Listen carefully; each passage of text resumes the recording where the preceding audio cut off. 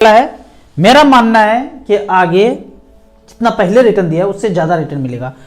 क्यों? रीजन इसके पीछे लॉजिक क्या है?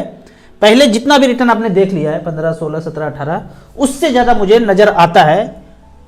क्यों? क्योंकि करोड़ों लोग जो है ना मोगेम्बो को जाग के देख रहे हो। आप कहेंगे कि जाग के? मैं तो जगा हुआ हूँ, मैं देख रहा हूँ, देखिए आँख खुला हुआ है, जाग के ही देख रहा हूँ। ये जागना नहीं। जागने का मतलब समझिए क्या। मेरा बेटा एक दिन बोलता है कि पेप्सी का एडवर्टाइज देख रहा है कि कोहली पेप्सी पीने के लिए बोल रहे हैं, वो पेप्सी पी रहे हैं। तो बेटा मेरा बोलता है कि पापा हो ही नहीं सकता है कि इतना अच्छा फिटनेस है। मेरा बेटा अभी टेबल टेनिस खेलता है, फिटनेस पे ध्यान देता है, जंक फूड वगैरह कम खाने का कोशिश करता है, खाता वो भी है, कोशिश करता है। तो बड़े सेलिब्रिटीज को देख के कि वो पेप्सी पीने के लिए बोल रहे हैं तो कहते हैं हो ही नहीं सकता है कि इतना अच्छा फिटनेस वाला खिलाड़ी पेप्सी पीता हो, जंक फूड खाता हो। इसको बोलते हैं जाग के देखना। अपने फैंस को वो गलत दिशा में जाने को बोल रहे हैं, जबकि खुद इतना अच्छा फिटनेस रखने वाला व्यक्ति कभी भी जंक फूड में जा नहीं सकता है। तो ये जो देखने का तरीका है ना, इसको बोलते हैं जाग के देखना। यहाँ पे अभी जो आप देख रहे हैं मोबाइल रिंगटोन में, पहले इसके पहले देखते हैं जो भी इवेंट हुआ है, कौन कौन सा फर्जी इवेंट है। यहाँ पे देखिए फर्जी इवेंट का नाम, फर्जी इवेंट, वीडियो गेम चला मोबाइल पे, टीवी पे, रिंगटोन में, फर्जी इवेंट, फर्जी इवेंट। ये फर्जी था, ये तो जानबूझ के लगाया और लगाने का नतीजा देख रहे हैं, धड़ाधड़ लोग गिरना शुरू हुआ है।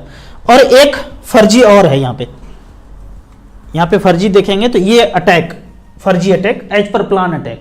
तो इस तरह का चीज अब जब निकल के आ रहा है तो बड़ा गिरावट जो है ना, बड़ा गिरावट में क्या हुआ म्यूचुअल फंड को, यहां देखते हैं। जब बड़ा गिरावट हुआ यहां पे देखते हैं एसबीआई स्मॉल कैप, बड़े गिरावट, जहां 15 से 20% का गिरावट आया हो, 18% का गिरावट कब? एसबीआई स्मॉल कैप में 2011 में। फिर देखते हैं 15% का गिरावट किया 2013 में। ये सिर्फ small cap, SBI small cap का बात है। -33% का गिरावट किया भूतकाल में 2020 में। ये भूतकाल में बोलता हूं इसको, पहला वेव, दूसरा वेव, तीसरा वेव तो आप सबको समझ में आ गया, टेलीविजन ला ही नहीं पाया, सब लोग समझ गया था, बंडा फोड़ हो गया। तो इस केस के बाद हर चीज अब जो भी हो रहा है उसको लोग जाग के देख रहा है। तो यहां पे देखेंगे, यहां पे हाल फिलहाल में जो 1-2 महीने से न्यूज चल रहा है कि इजराइल ने गाजा पे कब्जा कर लिया, जबकि सत्य इसका उल्टा है। ये मोगेम्बो है, चुपके से बता रहा हूं। तो इस पे कब्जा कर लिया, सत्य इसका उल्टा है। वर्ल्ड में इतना ज्यादा प्रोटेस्ट हुआ है, हर जगह पे टीवी मीडिया रिंगटोन बोल रहा है कि इस पे कब्जा हो चुका है। जबकि सच अगर देखना है तो एक चैनल है मेरा सफर, यहां पे जाएंगे तो ये सारे जो है ना आपको डिसीजन लेने में सहायता करेगा कि फर्दर करना क्या है। मैं तो अच्छा खासा फॉलो करता हूं क्योंकि बहुत कम लोग हैं जो सत्य को दिखा पा रहे हैं। आप ढूंढने का कोशिश कीजिएगा, सब जगह 99% वीडियो में आपको प्रोपेगेंडा मिलेगा और उसको रीच भी ज़्यादा होगा, ऐसे चैनल का रीच भी कम होगा।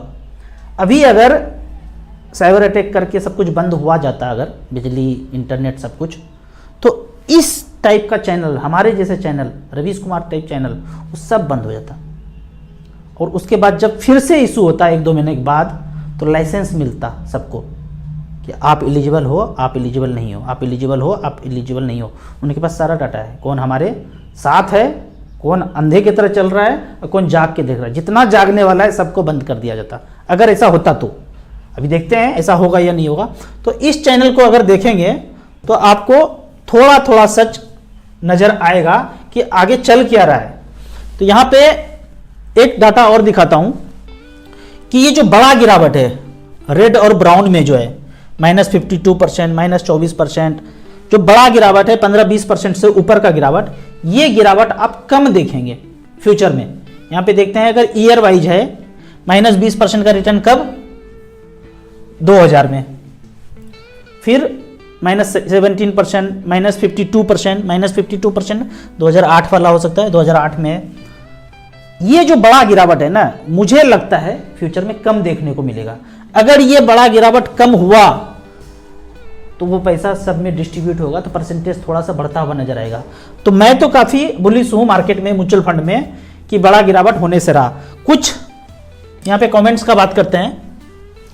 कमेंट्स में यहां पे पूछा गया है, राजू सर टैक्स वाले फंड में इन्वेस्ट करने से क्या फायदा होगा? मान लेते हैं कि आप बरेली में, तो मिस बरेली जो होगी ना, उनके साथ 2-3 दिन के लिए सिप पे आपको जाने का मौका मिलेगा। टैक्स वाले फंड में इन्वेस्ट करेंगे तो भाई कैसे क्वेश्चन पूछ रहे हो, टैक्स वाले फंड में इन्वेस्ट करेंगे तो टैक्स का बेनिफिट मिलेगा। 80C के अंदर 1.5 लाख रुपए इन्वेस्ट करेंगे, टैक्स से रिबेट मिलेगा। 10%, 20%, 30% के स्लैब में है तो वो आपको रिबेट मिलेगा, बस इतना ही फायदा होगा। अगला क्वेश्चन है, मैच्योरिटी पे हमें 21 लाख रुपया मिल रहा है, वेयर टू इन्वेस्ट, एज 39 है। अगर आपको पीपीएफ से पैसा मिला है और इतना ही पैसा है और सेफ रखना चाहते हैं तो मैं कहूँगा मल्टी कैप फंड में इन्वेस्ट कर दीजिए, ज़्यादा अच्छा है। लेकिन आपके पास काफ़ी ज़्यादा प्रॉपर्टी है, सब कुछ है, सब चीज़ से निश्चिंत हैं, रिस्क ले सकते हैं, तो फिर मैं बोलूँगा मिड कैप स्मॉल कैप में इन्वेस्ट कर दीजिए, बराबर 5-5 लाख रुपया करके, वो ज़्यादा अच्छा है। पहले से म्यूचुअल फंड में नहीं घुसे हैं, पहली बार लगाना चाह रहे हैं तो 5-5 लाख रुपया करके 4 मल्टी कैप में लगा दीजिए और फर्दर पीपीएफ कम करके मिनिमम पीपीएफ में जाने दीजिए जो जाता है, और फर्दर पीपीएफ में सब्सक्रिप्शन कम करके आप स्मॉल कैप में जाने दीजिए, वो ज़्यादा अच्छा रहेगा। आखिर राजू भाई मान ही गए कि फिजिकल एसेट अच्छा है म्यूचुअल फंड के तुलना में, आज कुछ बदले से नजर आ रहे हैं, कुछ ऐसा बदलाहट नहीं आया है। यहाँ पे मैं आपको एक छोटा सा कहानी सुनाता हूँ। एक बार बुद्ध जी रास्ते से गुजर रहे थे, उनके साथ आनंद उनका शिष्य भी था।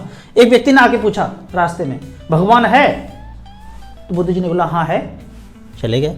दूसरा व्यक्ति आया कुछ दूर पे, बोलते भगवान नहीं है। तो बुद्ध जी ने बोला हाँ भगवान नहीं है, वो भी चले गए। फिर तीसरे मोड़ पे कोई मिले तो बोलते भगवान है भी और मुझे लगता है भगवान नहीं भी है। तो बुद्ध जी बोले सच कर रहे हो, भगवान है भी और नहीं भी है। अब थोड़े दूर के चलने के बाद आनंद कंफ्यूज हो गया। शिष्य आनंद पूछते हैं ये आपने कैसा आंसर दिया, एक ही क्वेश्चन का 3 अलग अलग जवाब। तो भगवान बुद्ध कहते हैं कि तुम्हें तो जवाब नहीं दिया ना, तुम किस लिए पूछ रहे हो। वो तीनों अलग अलग व्यक्ति था, एक जो भगवान के पास जा चुका था उसी में लीन था, तो उन्होंने पूछा, थोड़ा सा डाउट था भगवान है, बोलता हाँ है, वो और आगे बढ़ते रहेंगे।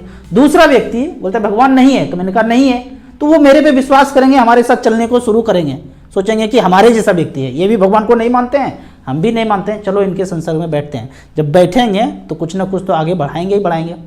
तीसरा व्यक्ति बोलते हैं भगवान है भी और नहीं भी है, तो उनको भी मैंने उनके जैसा ही जवाब दिया, तो वो भी मेरे पीछे पीछे हो सकता है आना शुरू कर दे और भगवान तक फिर उनको पहुंचाया जा सकता है। तो अलग अलग व्यक्ति का अलग अलग जवाब हो सकता है और अलग अलग सिचुएशन में अलग अलग जवाब हो सकता है, तो एक ही व्यक्ति को उस पर नहीं लेना है।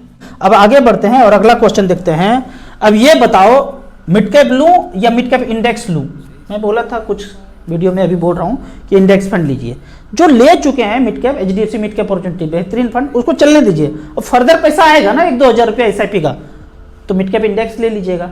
एसबीआई स्मॉल कैप में चल रहा है, निप्पॉन स्मॉल कैप में चल रहा है, एचडीएफसी स्मॉल कैप में चल रहा है, सबको बंद करके इंडेक्स फंड ले लूं 250 इंडेक्स। नहीं भाई, ऐसा नहीं करना है। जो चल रहा है मिड कैप स्मॉल कैप चलने दीजिए। कुछ नया बोला हूं तो फर्दर पैसा आएगा तो जोड़ते चले जाइएगा, ऐसा नहीं कि सब बंद करके एक जगह पे आ जाना है।